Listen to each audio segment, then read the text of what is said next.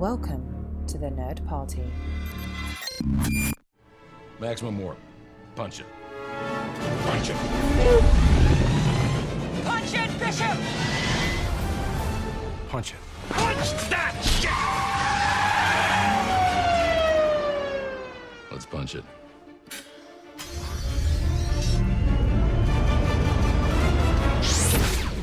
Hello, everybody, and welcome to episode 15 of Punch It.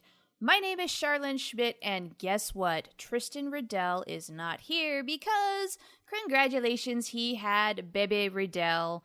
Miss Ripley Riddell is here, she's doing well, and Tristan is attending to her needs this week, and so I have with me, for this episode, a very special guest, a little bit of nepotism at work, a very convenient guest, my husband, Patrick. Hey, everyone. So, we are going to talk about something today that you and I have bonded over for the entirety of our relationship. And it is, in fact, one of the things that brought us close together. And I am not kidding when I say that this thing is Beavis and Butt-Head. Well, if I remember correctly, Beavis and Butt-Head was what led to our first kiss. I believe it was. Strange as that is. Now, do you remember the context of that? What episode we were watching? I believe we were watching Cow Tipping on your computer, and we decided that we had watched enough Beavis and Butt-Head, and that's when I leaned in and kissed you. So there you go. Beavis and Butt-Head brings people together. Now, if you have not turned this off yet, because I imagine some people out there already have, and if you have, you're missing out. Well, of course, this is Punch It, and we're going to talk about the writing of the show Beavis and Butt-Head. I think to start off, though, one thing we really need to point out is, of course, the very network that Beavis and Butt-Head was on, and it was MTV. The original show ran from 1993 to 1997, and of course there was kind of like a reboot in 2011. We're going to talk a little bit about that later, but for most intents and purposes of this podcast, we're going to talk quite a bit about just the original run. Now, MTV was also home to the show Jackass, which many people would say is very much the same thing as Beavis and Butt-Head. But aside from the fact that both shows have people doing really stupid things and it makes us laugh, actually, that's kind of where the differences begin. I think a lot of it does have to do with the writing because there is a little bit of a craft to write stupid good. And so that's what we're going to talk about today. So first things first, this is an animated show. For one thing, this lended itself to, I would say, a broader range of exaggeration and comedy that is important to Beavis and Butt-Head, and lended itself to doing things that a live-action series could not. Yeah, and that's the thing about an animated show. There are things you can do that are way beyond the scope of reality. And I think that's what Beavis and Butt-Head did, was went way beyond the scope of reality. When we talk about destruction and pain that they run into, I mean, it always resets at the end of every episode, but the amount of destruction and pain that can happen in an animated series goes far beyond what you could do in a live-action show. Right, absolutely. So we're talking things like horrible injuries.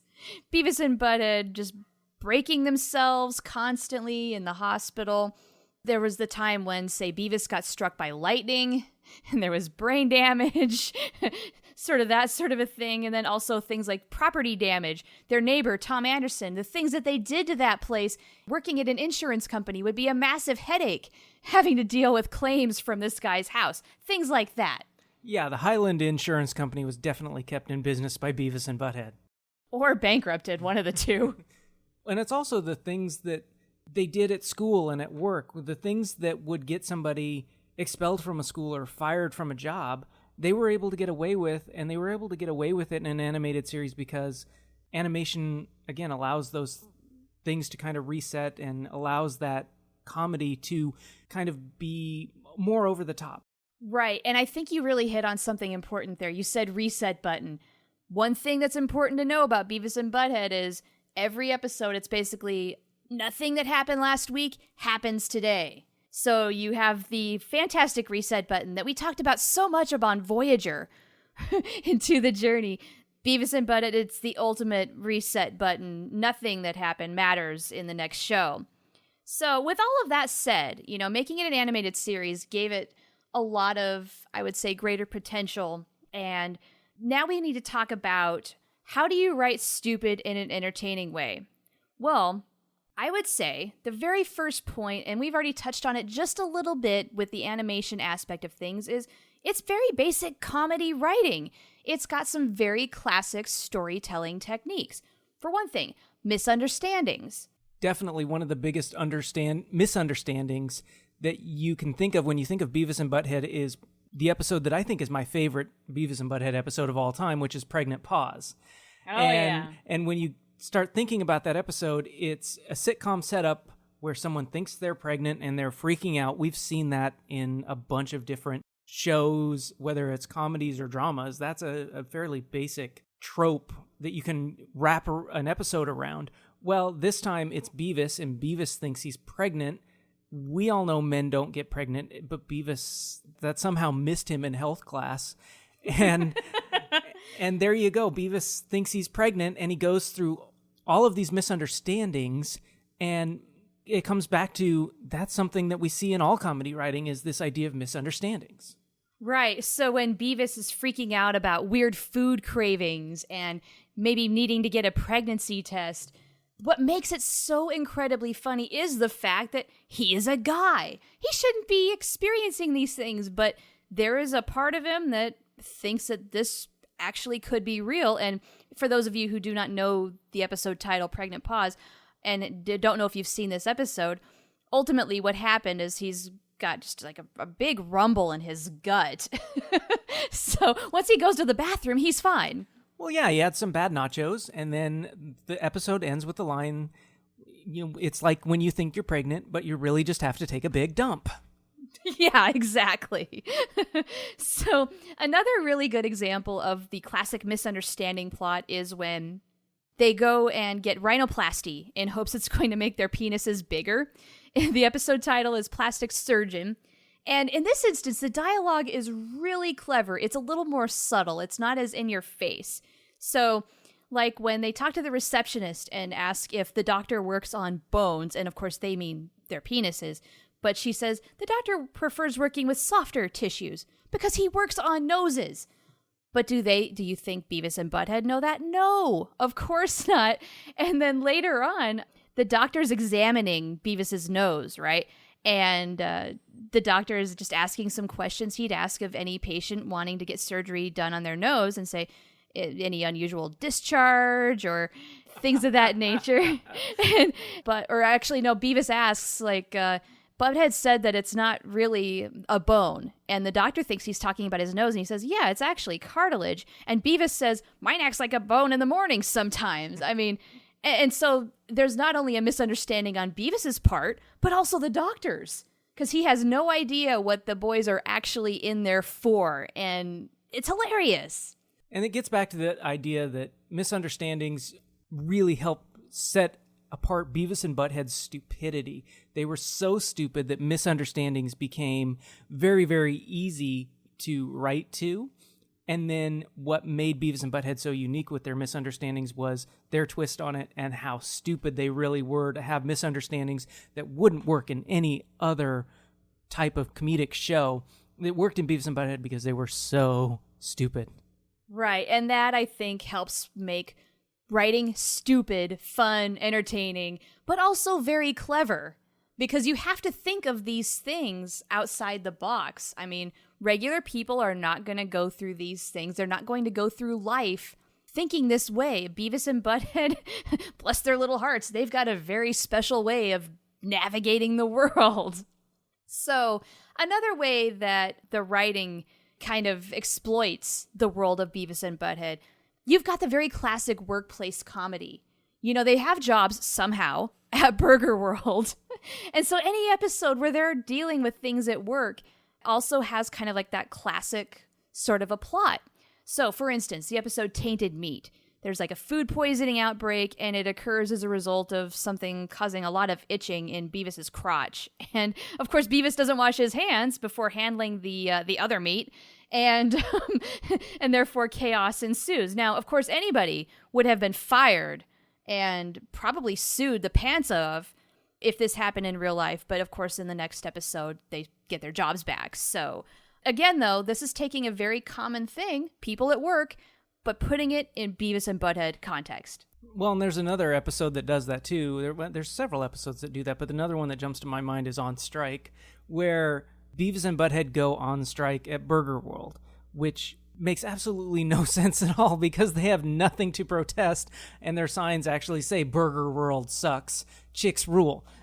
So what is the outcome of this? Well, they just get told by their manager to go back to work, and they go back to work. And the idea of a strike episode is nothing new, but it's the Beavis and Butt-Head twist that makes it special. Right, and of course the twist is they have no real due cause. They just don't want to work. Right. But the moment that they're, I guess, disciplined over it, they go back to work and it's all over. Well, and another one, we told you we're going to talk a little bit about the reboot, and in 2011 there was another workplace Burger World episode, and that was the bathroom break episode, where they basically figure out that if I go to the bathroom while I'm at work, I'm getting paid to take a dump. So they work it out where they basically take one long extended bathroom break for their entire shift, and because there's a lawyer there who explains to the manager that it's legal for them to go on an extended bathroom break, they just sit there the whole time. And it's, again, so ridiculous in its premise, but that's what makes the writing so good, is that they're able to come up with this ridiculous premise that only Beavis and Butt-Head would get themselves into and make it work. And on top of it all, in this instance at least, get away with it. Does that make Beavis and Butt-Head really smart? So one of the other basic sitcom setups that we run into is the coming-of-age situation. How do we learn to be adults? And I think there's a lot of parallels between a show like Beavis and Butt-Head and a show like The Wonder Years, where these people want to be grown-ups, but really they're still kids, and they're still trying to figure out their way in the world. They're trying to be so grown up. But at 13, 14, 15, 16, you're not grown up, and there's so many funny situations that come through because of that. Yes, and Beavis and Butt-Head go through a lot of faux pas, especially when they're trying to get girls. They would like nothing more than to have a girlfriend, a woman, anything really, any interaction with a girl, period. That's kind of positive. For instance, there's a great early episode where they have what they think is going to be a date at the movies. But ultimately what happens is their dates take all their money, and they say that they're going to spend it on snacks and then tell Beavis and Butt-Head to wait out in the back, and then they'll sneak them into the movie. But what really happens is, of course, Beavis and Butt-Head's dates actually have other dates, and Beavis and Butt-Head's money pays for that date. And Beavis and Butt-Head don't figure it out until after the movie, when everybody exits, and then they figured out that they've been had. Well, and another episode that does that is the episode Pierced. And I think you could put this situation in pretty much any teen comedy or any tween comedy on the Disney Channel or Nickelodeon, where somebody's going in for their first piercing. And the boys go and get their earrings in the mall at Pencer Gifts, and Yes. don't have permission from their parents. And because of that, they catch a lot of flack from the person in charge of the piercings. And so they end up going back to Butthead's house and using a drill to pierce their ears. Yeah, and you can imagine just how well this goes. Let's say it doesn't go well at all. And of course, the whole reason why they want to get pierced in the first place is because they see a guy with an earring and they think it's really cool. So they want to be cool too.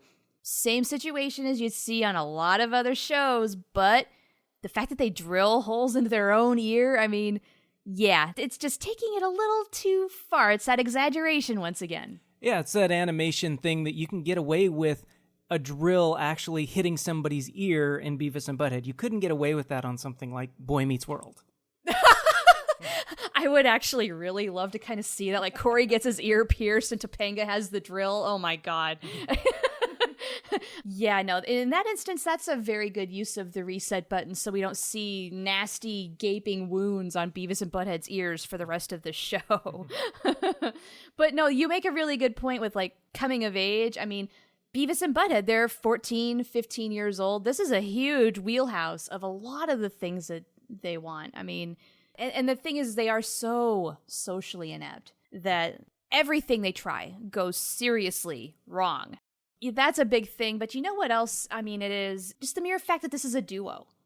You know, this is a very classic, successful formula. If you think about things like Batman and Robin, Butch and Sundance, Lucy and Ethel, a lot of classic comedies do this. Yeah, Balky and Cousin Larry. Balky and Cousin Larry. Great example. I love it. These duos play off of each other, and in some way their dynamic makes it even funnier. I think we ought to talk for just a minute about what makes Beavis tick, what makes Butthead tick, and why this makes a good duo. So, to start it off, Butthead's the brains of the operation. Definitely. Would you agree? Oh, yeah. I mean, things are his ideas, and he makes the plans. He is the one leading the charge. And when you think about Beavis, one of his catchphrases is, yeah. And so when Beavis says that, he's almost always agreeing with Butthead's ideas or Butthead's plans. So Butthead is the one who's out in front coming up with the ideas, and then it's the pair of them that try to execute. Right. But I would say, forgive me, Butthead, but Beavis has a little more charm in his personality than Butthead. I'd say Butthead's a little more even maybe serious and straightforward. Beavis can roll with it a little bit. He can improvise. He can think on his feet just a little bit.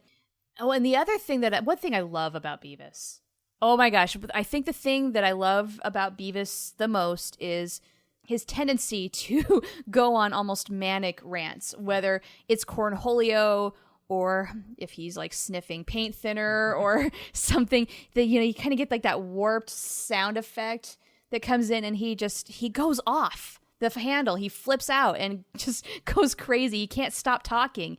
And the intensity builds and builds and builds. And then Butthead maybe will smack him or something. And then all of a sudden, he comes back to reality. Butthead never does that. But Beavis, for that alone, adds some appeal. And one of the things that comes out of Beavis's ranting attitude and his go-along attitude is that he is much more impulsive than Butthead is. Butthead is much more even-keeled, and Beavis is very up and down, up and down. And I think that lends itself to some really interesting comedy. A lot of people often just throw Beavis and Butthead into the same pool, and as if they're interchangeable, and they're not. They have very different and dynamic personalities, and them playing off each other is often what's funny, where the manic part of Beavis totally surprises the really calm and even-keeled and not too high, not too low parts of Butthead. Yeah, totally. You kind of need that energy, almost where Butthead's more like the straight line guy, and Beavis is the opposite of that, and that makes it work. But then meanwhile, Beavis's tendency to go along with Butthead's plan, and Butthead being kind of like the brains of the operation, he is so incredibly overconfident in his ability to do just about anything. That is also something that makes it hilarious, but you would never see Beavis really leading the charge. That is always Butthead, because he believes in himself. And another thing that really sets Butthead off as the leader of the duo is that almost the entirety of the series is set at Butthead's house. We never see Beavis's house ever, so in that respect, Butthead's dominance of the relationship really comes through. That's a really good point. We never see Beavis's house. We don't ever even, they're not even on their way to Beavis's house. We don't even know where Beavis's house is. It's always in Butthead's house or at some place where, you know, they are together, like school or work. And so, yeah, that's a really good point about just how dominant he is. He is the de facto leader, always has been, always will be.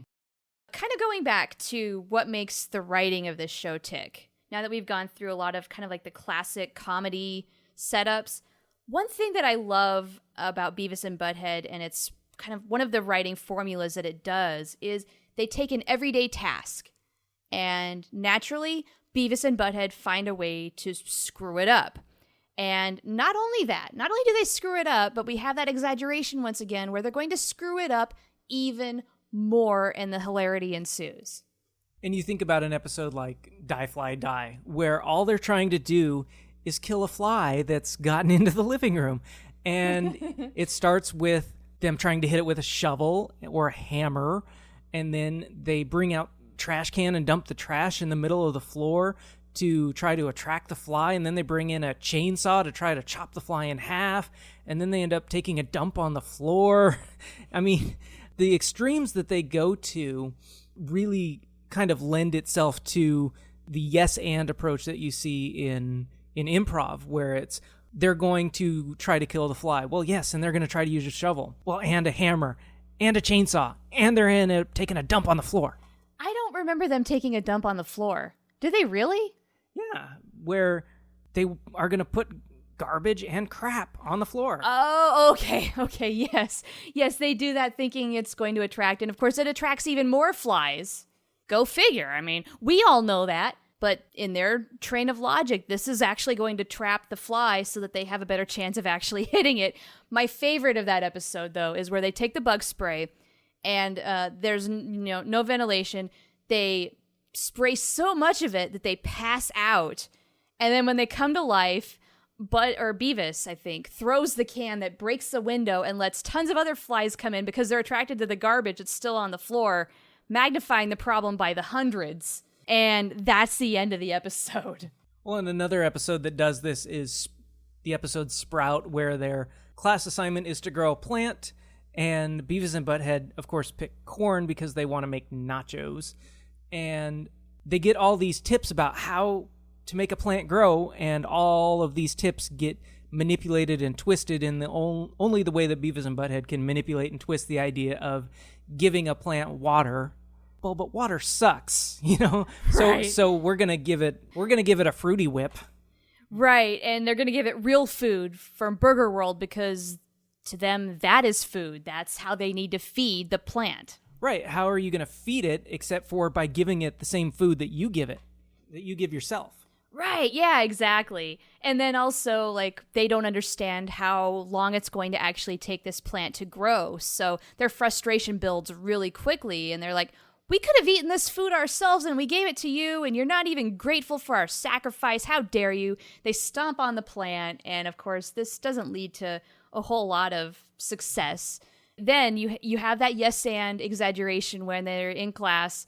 Everybody has beautiful little sprouts of the various things that they grew, and then Beavis and Butt-Head have this droopy little half seedling of a thing, and Van Driesen says, well, I can't give you a failing grade for trying, but what's that awful smell? And we find out that Beavis fertilized the plant when it stopped growing. So there's that lovely little twist at the very end. Well, and it's that same sort of thing where what elementary school student hasn't had that assignment of growing a plant, and none of us, I don't think, ever ended it by taking a dump on it. At least I hope not. Yeah. I mean, maybe there was one kid out there, one. A lot of people thought Beavis and Butt-Head was just the devil of a show. They thought because these guys are so stupid that this was going to cause the youth of America to do stupid things. When really, aside from the one incident with the fire that got everybody all sparked up about this, and what 2-year-old should be watching MTV anyway? Seriously, parenting, it's a good thing. Aside from that one incident, and the fact that there is a warning before this show saying Beavis and Butt-Head are not role models, I feel like in a way, sometimes Beavis and Butt-Head were a cautionary tale of if you let kids maybe be a little more to their own devices, or if America gets dumb enough, if our education system crumbles enough, this is maybe a foretelling of what things could really be like, but in a humorous way, because it's not real yet. Well, on a quick aside, my parents only banned me from watching 2 TV shows in my entire life.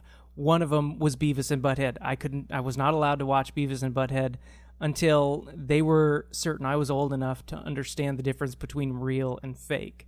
And one of the things that I think made this show work was that sometimes in comedy you have this idea that there's 2 audiences. There's the people that laugh because people are so stupid, and then there's the people who laugh because they don't know that they are that stupid. And right. Or we know somebody who really would do something this crazy and impulsive and that stupid. Well, and with Beavis and Butt-Head, I don't think you run into that, though, because with Beavis and Butt-Head, everyone knows that I'm not that stupid. Well, true. And I guess in a way, I mean, for the adults of us, it makes us maybe feel a little better about life. You know, for all the stupid things we have done, at least we've not done that. You know, whatever it was that Beavis and Butt-Head did that night. So I guess, I mean, there is that aspect of it. And that kind of ties a little bit into maybe Beavis and Butt-Head's motivations. And again, this is another big part of the show. This is another big wheelhouse of the writing. And of course, a lot of their motivations are anything that might get them girls, food, especially nachos, or out of school because school sucked. And so watching them pursue these things and often fail, I mean, that's kind of what makes it entertaining. And like the one example that comes to mind right away is when the guys get their hair cut by this attractive lady and they go especially to her because she's wearing a low-cut top and they want to see her boobs. And the thing is her boyfriend is Todd, who is the community like gang leader, and they look up to this guy. They think he is God, but he just beats the crap out of them. And even though they get their butts kicked, they're thrilled because at the end of the day, maybe they didn't even get a good haircut, but they got to see a pair of boobs up close and personal, and that made them happy. Right. They set out to see boobs. They saw boobs. It didn't matter that their haircut sucked or that Todd kicked their ass. They got to see boobs, so feeding into their motivations was totally the arc of that episode, and they succeeded in that, and so why should they be upset? They succeeded. That's something I love about Beavis and Butt-Head, too, is their hearts are so pure. Despite all of those other things that happened to them, they achieved their one objective, and they are so incredibly happy. Well, and another episode that does that is the episode Buy Beer, where where they hear about this beer that you don't need to be 21 to buy, and they miss the part where it's non-alcoholic. So they go buy the beer, and they're sitting behind the convenience store drinking this beer, and the police show up. And the police, of course, think they're intoxicated, and then they realize, the policeman realizes, oh, you're not drunk, you're just stupid. And so, again, Beavis and Butt-Head have succeeded, at least in their minds, of going and getting beer and being cool, and that just makes them so happy. And that's another thing that makes them so lovable, is they're so optimistic. And anytime we get to see them feed into their motivations and actually succeed, it's so much fun to watch. And in some weird, twisted way, you actually are cheering them on, even if it's in a subtle way. I mean, they don't often get a victory. And so when they do, you are genuinely happy for them. Well, and then there are episodes where one of the two succeeds and the other one doesn't. Oh, yeah. Right? So the episode Beavis and Butt-Head versus the vending machine. So yes. They're going to go get sour cream and salsa pork rinds, and they're going to get it from the vending machine. Well, it turns out that the vending machine is broken, and their salsa cream and salsa pork rinds get stuck halfway down after they put in their 50 cents. And so Butt-Head goes into the gas station and scores a whole bunch of day-old nachos for $1. And right, because he's supposed to get change. Right.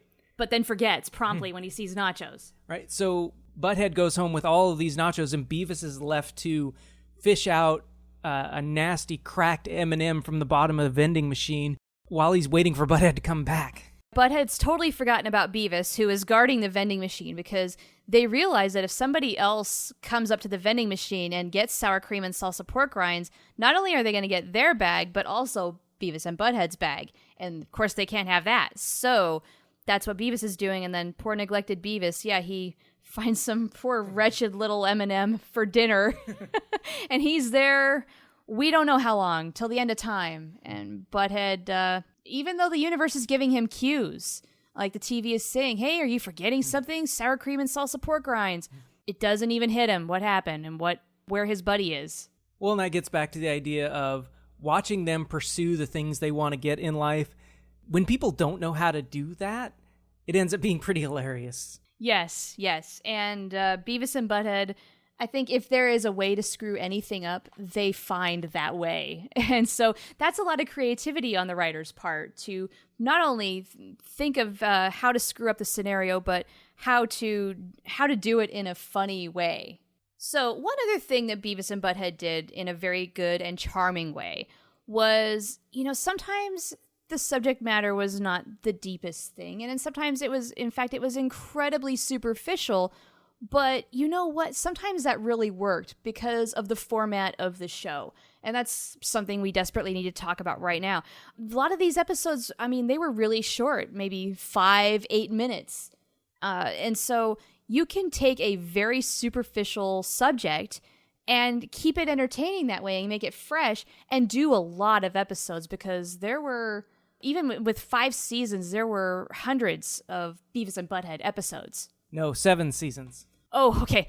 My bad. It was 5 years-ish, basically. But yes, they did do 7 seasons, I guess, technically. And then, yeah, because you're right, because the 2011 reboot was season 8. Okay. And one of the things that we can just use the examples we've talked about so far, where a Beavis and Butt-Head strike at Burger World isn't going to last more than 8 minutes. No. So they were able to tackle some of these ideas that were outlandish and hilarious, and you could go along with it because it only required 6 or 7 or 8 minutes of suspension of disbelief instead of 20 or 22.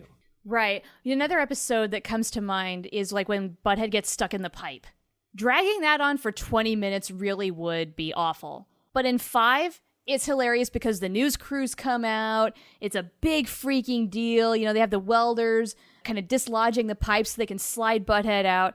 And then, of course, the twist is that Beavis then also sticks himself in the pipe and gets stuck. But yeah, that kind of kept, I think, the idea or the availability of ideas open. Maybe just even the kernel of a thought you could exploit just enough to make an episode and then do it and move on. Well, and I think there's a reason why there was 14 years in between the end of the series and the reboot, was because you needed that long to come up with 22-minute episodes of Beavis and Butt-Head. It was really, really difficult in the reboot to kind of capture that old Beavis and Butt-Head spirit. I think the reboot felt a lot more like King of the Hill, which is not a coincidence because Mike Judge was involved deeply. True. But it also felt more like The Simpsons or like Family Guy than it felt like Beavis and Butt-Head because of the length of the episodes. They were much longer episodes in the reboot, and because of that, it kind of changed how the show was written, and you couldn't have these stupid 6-minute episodes of chasing a fly around. And some of that was what we old school Beavis and Butt-Head fans really cherished about the old show, was just that ridiculous nature that you could spend 6 minutes on and then move on. Yeah, and cut that with interruptions of a few music videos in between. And even though they did that with some MTV shows and a few videos in the reboot, you're absolutely right. Even though we've talked about classic comedy setups lending themselves to Beavis and Butt-Head, the reboot, I think, gets a little more formulaic so that they can stretch these episodes out a little longer and go a little deeper with them. Maybe they've got bigger topics, but it only went 1 season. They didn't keep producing after that, and there might be a very good reason why. Maybe Mike Judge got really used to doing things like King of the Hill, for instance. And also, if you've ever watched the Beavis and Butt-Head DVDs, Mike Judge talks a lot about burning out and kind of getting these second and third wins where he would just be at a loss, and then all of a sudden the ideas would start coming back, but he was ready to be done when he was done. And so I always kind of wonder, well, maybe Beavis and Butt-Head will come back at some point, but on the other hand, maybe he's done with it. You could definitely tell, for one thing, that his voice is different. Beavis in the reboot is not the same voice as it was back in the 90s. No, not even close. New Beavis is much, much, much different from old Beavis, and you can tell. Yeah, which makes me kind of wonder if maybe they should have let Beavis and Butt-Head age a little bit to accommodate that change, but that is very much an afterthought at this point. Well, and one of the things, and you touched on it very, very briefly, that carried over from the original run to the reboot was the use of music videos. Now, there were fewer music videos in the reboot because they realized that they needed to sell the DVDs and had to get permission before they used the music video.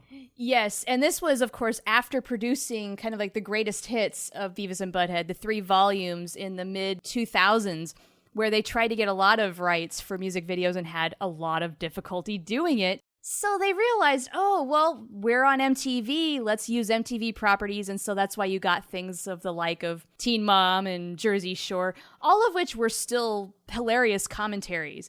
And maybe we should touch on that just a little bit, where you kind of had that switch in format between the story, and then you go to these little clips where you kind of get to see a different side of Beavis and Butt-Head's personalities, because ultimately this is sort of like a running commentary when they're watching a video or watching Jersey Shore.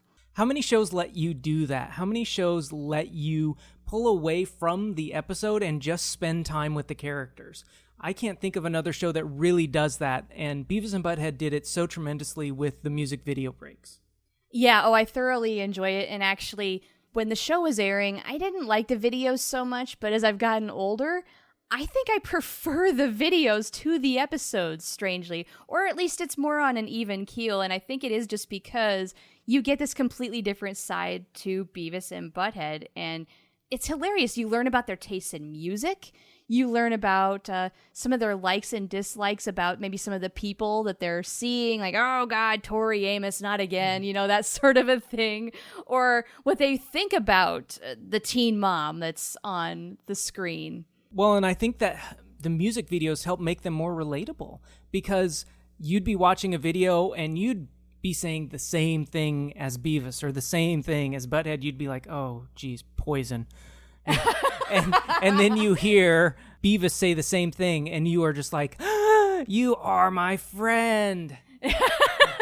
Yes. And so in a way, it's almost like you are watching the video like with them in your house. You know, you're inviting them into your house to watch MTV. And you've even given them your remote control. That's right. They're controlling it. They are deciding which videos you watch, and you're therefore putting a little bit of trust into Beavis and Butt-Head.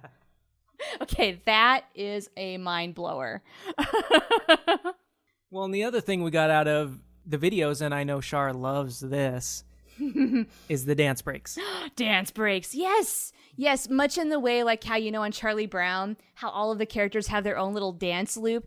Beavis and Butt-Head had kind of their little dance moves where like Butt-Head would be shaking his butt and Beavis would be doing the hula. And, you know, there was a couple different variations on it. And it was hilarious just because if they were really rocking out, you knew they really loved something.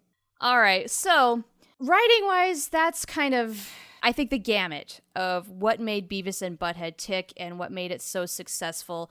It, to this day, is still one of my very favorite shows of all time. And Patrick, I don't want to speak for you because you're here, but I'm going to guess that it's one of yours too? Oh, without a doubt. I think it's my favorite animated series of all time, although BoJack Horseman might catch up with it just yet. But the idea is timeless, and I think it will be one of my favorite shows for a very, very, very long time. Yeah, I don't think it's going to go away, and I think any kid who grew up in the 90s and watched this show, there is a timeless quality to it, despite the fact that it took place in the quote-unquote modern times of the day, just because Beavis and Butt-Head's hearts are so incredibly pure, and that is something that transcends any decade. And as I think we've gone through on several levels today, the writing was really, really, really good. And you can come back to an episode, and one of the things I found myself doing is looking at each episode line by line and saying, wow, that was a really clever line there. And one of the things that I notice about Beavis and Butt-Head is there's so few throwaway lines. Other sitcoms will have a ton of throwaways. Beavis and Butt-Head was so tight and so well packaged that they just didn't have those lines that you could miss and still kind of get the gist of what was going on. Beavis and Butt-Head was an incredibly well-written show, and we highlighted a bunch of reasons today why that was the case.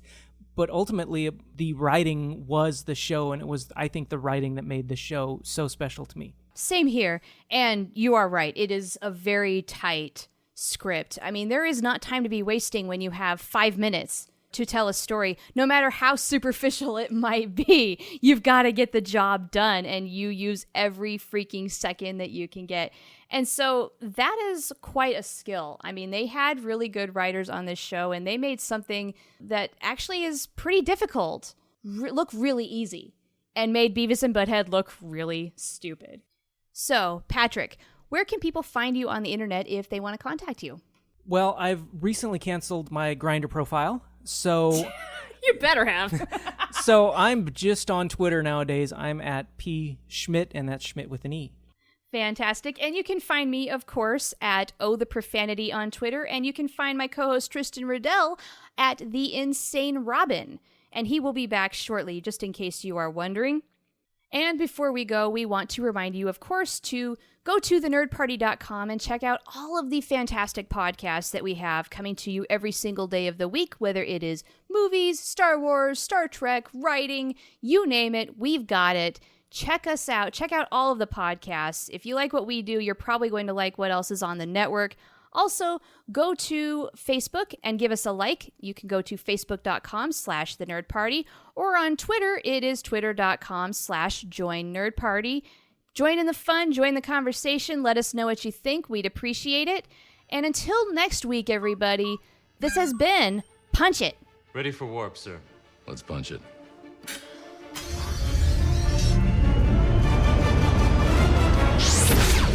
Join the revolution. Join the Nerd Party.